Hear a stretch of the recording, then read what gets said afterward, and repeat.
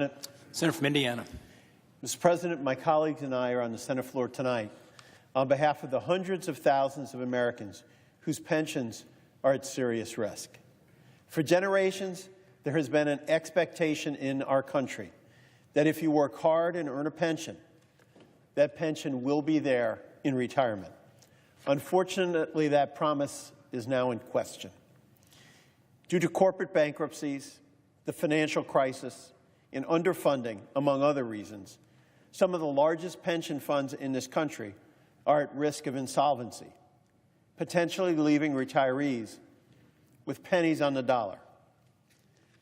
I know firsthand the value of a pension. My late father-in-law was a Teamster.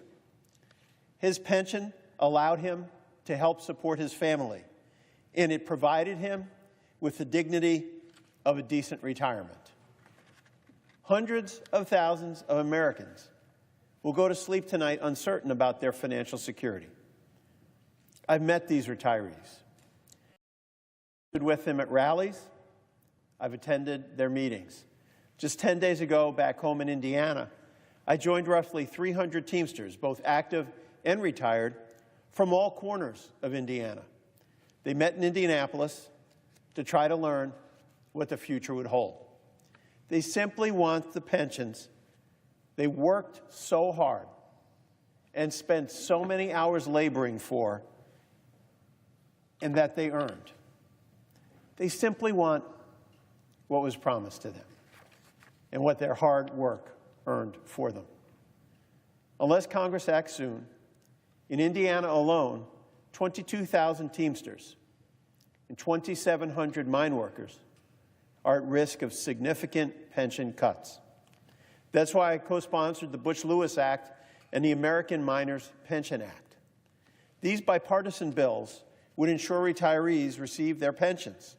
Both bills create a loan program that extends the solvency of at-risk pension plans. I also continue to work with senators in both parties to build support and to find a solution.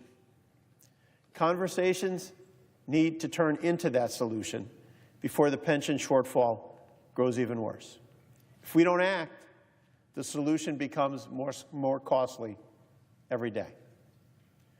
The Department of Labor lists 144 multi-employer plans as being in critical or endangered status. The at-risk plans include ironworkers, roofers, machinists, fishermen, plumbers, bricklayers, and carpenters, among others. We need to shore up our pension system before the problem gets worse. The failure of these plans would not just devastate the impacted retirees, it could be economically damaging to impacted communities, could lead to the insolvency of the Pension Benefit Guaranty Corporation, the PBGC, which provides pension insurance. Last year, we similarly stood on this Senate floor together, not as Republicans, not as Democrats, but as Americans, to fight for health benefits for the retired mine workers. We solved that issue. We reached a compromise by working together. Republicans and Democrats together passed a permanent solution that was signed into law. Let's do it again here. We have an opportunity to do the right thing, to ensure hundreds of thousands of Americans have the financial support they expected, that they worked nonstop for, and that they receive the pensions they earned. A solution is right here in our grasp.